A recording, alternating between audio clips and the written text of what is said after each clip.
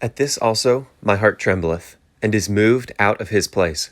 Hear attentively the noise of his voice, and the sound that goeth out of his mouth. He directeth it under the whole heaven, and his lightning unto the ends of the earth. After it a voice roareth. He thundereth with the voice of his excellency, and he will not stay them when his voice is heard. God thundereth marvelously with his voice. Great things doeth he, which we cannot comprehend. For he saith to the snow, Be thou on the earth, likewise to the small rain, and to the great rain of his strength. He sealeth up the hand of every man, that all men may know his work. Then the beasts go into dens, and remain in their places. Out of the south cometh the whirlwind, and cold out of the north. By the breath of God frost is given, and the breadth of the waters is straitened. Also by watering he wearieth the thick cloud. He scattereth his bright cloud, and it is turned round about by his counsels, that they may do whatsoever he commandeth them upon the face of the world in the earth. He causeth it to come, whether for correction, or for his land, or for mercy. Hearken unto this, O Job. Stand still, and consider the wondrous works of God. Dost thou know when God disposed them, and caused the light of his cloud to shine? Dost thou know the balancings of the clouds, the wondrous works of him which is perfect in knowledge? How thy garments are warm when he quieteth the earth by the south wind? Hast thou with him spread out the sky, which is strong, and as a molten looking-glass? Teach us what we shall say unto him. For we cannot order our speech by reason of darkness. Shall it be told him that I speak? If a man speak, surely he shall be swallowed up. And now men see not the bright light which is in the clouds, but the wind passeth, and cleanseth them. Fair weather cometh out of the north. With God is terrible majesty. Touching the Almighty, we cannot find him out. He is excellent in power and in judgment, and in plenty of justice. He will not afflict. Men do therefore fear him. He respecteth not any that are wise of heart. Then the Lord answered Job out of the whirlwind, and said, Who is this that darkeneth counsel by words without knowledge? Gird up now thy loins like a man, for I will demand of thee, and answer thou me. Where wast thou when I laid the foundations of the earth? Declare if thou hast understanding. Who hath laid the measures thereof, if thou knowest? Or who hath stretched the line upon it? Whereupon are the foundations thereof fastened? Or who laid the cornerstone thereof? When the morning stars sang together, and all the sons of God shouted for joy? Or who shut up the sea with doors, when it brake forth, as if it had issued out of the womb? When I made the cloud the garment thereof, and thick darkness a swaddling band for it, and brake up for it my decreed place, and set bars and doors, and said, Hitherto shalt thou come, but no further, and here shall thy proud waves be stayed. Hast thou commanded the morning since thy days, and caused the dayspring to know his place, that it might take hold of the ends of the earth, that the wicked might be shaken out of it? It is turned as clay to the seal, and they stand as a garment. And from the wicked their light is withholden, and the high arm shall be broken. Hast thou entered into the springs of the sea, or hast thou walked in the search of the depth? Have the gates of death been opened unto thee, or hast thou seen the doors of the shadow of death? Hast thou perceived the breadth of the earth? Declare if thou knowest it all. Where is the way where light dwelleth? And as for darkness, where is the place thereof? That thou shouldest take it to the bound thereof, and that thou shouldest know the paths to the house thereof. Thou knowest it, because thou wast then born? Knowest thou it because thou wast then born, or because the number of thy days is great? Hast thou entered into the treasures of the snow, or hast thou seen the treasures of the hail, which I have reserved against the time of trouble, against the day of battle and war? By what way is the light parted, which scattereth the east wind upon the earth? Who hath divided a watercourse for the overflowing of waters, or a way for the lightning of thunder, to cause it to rain upon the earth, where no man is, on the wilderness, wherein there is no man, to satisfy the desolate and waste ground, and to cause the bud of the tender herb to spring forth? Hath the rain a father, or who hath begotten the drops of dew? Out of whose womb came the ice, and the hoary frost of heaven? Who hath gendered it? The waters are hid as with a stone, and the face of the deep is frozen. Canst thou bind the sweet influences of Pleiades, or loose the bands of Orion? Canst thou bring forth Mazaroth in his season? Or canst thou guide Arcturus with his sons? Knowest thou the ordinances of heaven? Canst thou set the dominion thereof in the earth? Canst thou lift up thy voice to the clouds, that abundance of waters may cover thee? Canst thou send lightnings, that they may go, and say unto thee, Here we are? Who hath put wisdom in the inward parts? Or who hath given understanding to the heart? Who can number the clouds in wisdom? Or who can stay the bottles of heaven? When the dust groweth into hardness, and the clods cleave fast together? Wilt thou hunt the prey for the lion, or fill the appetite of the young lions, when they couch in their dens, and abide in the covert to lie in wait? Who provideth for the raven his food? When his young ones cry unto God, they wander for lack of meat. Knowest thou the time when the wild goats of the rock bring forth? Or canst thou mark when the hinds do calve? Canst thou number the months that they fulfill? Or knowest thou the time when they bring forth? They bow themselves, they bring forth their young ones, they cast out their sorrows.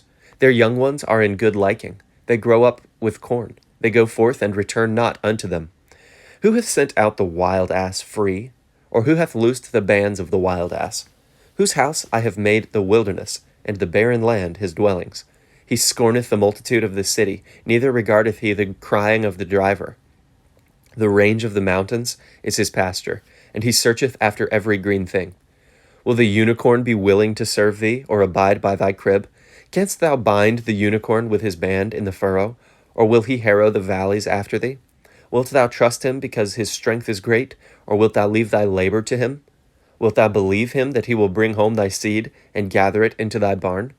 Gavest thou the goodly wings unto the peacocks, or wings and feathers unto the ostrich, which leaveth her eggs in the earth, and warmeth them in dust, and forgetteth that the foot may crush them, or that the wild beast may break them?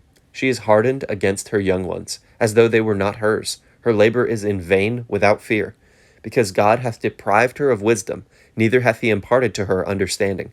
What time she lifteth up herself on high, she scorneth the horse and his order. Hast thou given the horse strength? Hast thou clothed his neck with thunder? Canst thou make him afraid as a grasshopper? The glory of his nostrils is terrible. He paweth in the valley, and rejoiceth in his strength. He goeth on to meet the armed men. He mocketh at fear, and is not affrighted, neither turneth he back from the sword. The quiver rattleth against him, the glittering spear and the shield. He swalloweth the ground with fierceness and rage, neither believeth he that it is the sound of the trumpet. He saith among the trumpets, Ha, ha! And he smelleth the battle afar off, the thunder of the captains and the shouting. Doth the hawk fly by thy wisdom, and stretch her wings toward the south? Doth the eagle mount up at thy command, and make her nest on high? She dwelleth and abideth on the rock, upon the crag of the rock, and the strong place. From thence she seeketh the prey, and her eyes behold afar off. Her young ones also suck up blood, and where the slain are, there is she. Moreover, the Lord answered Job and said, Shall he that contendeth with the Almighty instruct him? He that reproveth God, let him answer it. Then Job answered the Lord and said, Behold, I am vile. What shall I answer thee? I will lay mine hand upon my mouth. Once have I spoken, but I will not answer. Yea, twice, but I will proceed no further. Then answered the Lord unto Job out of the whirlwind, and said, Gird up thy loins now like a man. I will demand of thee, and declare thou unto me. Wilt thou also disannul my judgment? Wilt thou condemn me, that thou mayest be righteous? Hast thou an arm like God? Or canst thou thunder with a voice like him? Deck thyself now with majesty and excellency, and array thyself with glory and beauty. Cast abroad the rage of thy wrath, and behold every one that is proud, and abase him. Look on every one that is proud, and bring him low, and tread down the wicked in their place. Hide them in the dust together, and bind their faces in secret. Then will I also confess unto thee that thine own right hand can save thee. Behold now Behemoth, which I made with thee. He eateth grass as an ox. Lo now, his strength is in his loins, and his force is in the navel of his belly. He moveth his tail like a cedar. The sinews of his stones are wrapped together. His bones are as strong pieces of brass. His bones are like bars of iron. He is the chief of the ways of God. He that made him can make his sword to approach unto him. Surely the mountains bring him forth food, where all the beasts of the field play. He lieth under the shady trees in the covert of the reed and fens. The shady trees cover him with their shadow. The willows of the brook compass him about. Behold, he drinketh up a river, and hasteth not. He trusteth that he can draw up Jordan into his mouth. He taketh it with his eyes. His nose pierceth through snares. Canst thou draw out Leviathan with an hook, or his tongue with a cord which thou lettest down? Canst thou put a hook into his nose, or bore his jaw through with a thorn? Will he make many supplications unto thee? Will he speak soft words unto thee? Will he make a covenant with thee? Wilt thou take him for a servant forever? Wilt thou play with him as with a bird? Or wilt thou bind him for thy maidens? Shall the companions make a banquet of him? Shall they part him among the merchants? Canst thou fill his skin with barbed irons, or his head with fish spears? Lay thine hand upon him. Remember the battle. Do no more. Behold, the hope of him is in vain. Shall not one be cast down even at the sight of him? None is so fierce that dare stir him up. Who then is able to stand before me? Who hath prevented me, that I should repay him? Whatsoever is under the whole heaven is mine. I will not conceal his parts, nor his power, nor his comely proportion. Who can discover the face of his garment? Or who can come to him with his double bridle? Who can open the doors of his face? His teeth are terrible round about. His scales are his pride, shut up together as with a close seal. One is so near to another that no air can come between them. They are joined one to another. They stick together that they cannot be sundered. By his neesings a light doth shine, and his eyes are like the eyelids of the morning. Out of his mouth go burning lamps, and sparks of fire leap out. Out of his nostrils goeth smoke, as out of a seething pot or cauldron. His breath kindleth coals, and a flame goeth out of his mouth. In his neck remaineth strength, and sorrow is turned into joy before him. The flakes of his flesh are joined together. They are firm in themselves. They cannot be moved. His heart is as firm as a stone, yea, as hard as a piece of the nether millstone. When he raiseth up himself, the mighty are afraid. By reason of breakings, they purify themselves. The sword of him that layeth at him cannot hold, the spear, the dart, nor the habergeon. He esteemeth iron as straw, and brass as rotten wood. The arrow cannot make him flee. Sling stones are turned with him into stubble. Darts are counted as stubble. He laugheth at the shaking of a spear. Sharp stones are under him. He spreadeth sharp-pointed things upon the mire. He maketh the deep to boil like a pot. He maketh the sea like a pot of ointment. He maketh a path to shine after him. One would think the deep to be hoary. Upon earth there is not his like, who is made without fear. He beholdeth all high things. He is a king over all the children of pride. Then Job answered the Lord and said, I know that thou canst do everything, and that no thought can be withholden from thee. Who is he that hideth counsel without knowledge? Therefore have I uttered that I understood not, things too wonderful for me which I knew not. Hear, I beseech thee, and I will speak. I will demand of thee, and declare thou unto me. I have heard of thee by the hearing of the ear, but now mine eye hath seen thee, mine eye seeth thee. Wherefore I abhor myself, and repent in dust and ashes.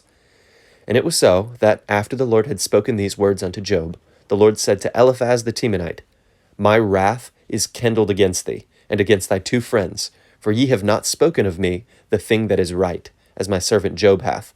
Therefore take unto you now 7 bullocks and 7 rams, and go to my servant Job, and offer up for yourselves a burnt offering. And my servant Job shall pray for you. For him will I accept, lest I deal with you after your folly, in that ye have not spoken of me the thing which is right, like my servant Job. So Eliphaz the Temanite, and Bildad the Shuhite, and Zophar the Naamathite went and did according as the Lord commanded them. The Lord also accepted Job. And the Lord turned the captivity of Job when he prayed for his friends. Also the Lord gave Job twice as much as he had before. Then came there unto him all his brethren, and all his sisters, and all they that had been of his acquaintance before, and did eat bread with him in his house. And they bemoaned him, and comforted him over all the evil that the Lord had brought upon him. Every man also gave him a piece of money, and every one an earring of gold. So the Lord blessed the latter end of Job more than his beginning, for he had 14,000 sheep, and 6,000 camels, and 1,000 yoke of oxen, and 1,000 she-asses. And he had also 7 sons and 3 daughters. And he called the name of the first Jemimah, and the name of the second Keziah, and the name of the third Keren-Happuch. and in the all the land where no man woman and in all the land were no women found so fair as the daughters of Job, and their father gave them inheritance among their brethren. After this lived Job 140 years, and saw his sons and his sons' sons, even 4 generations. So Job died, being old and full of days.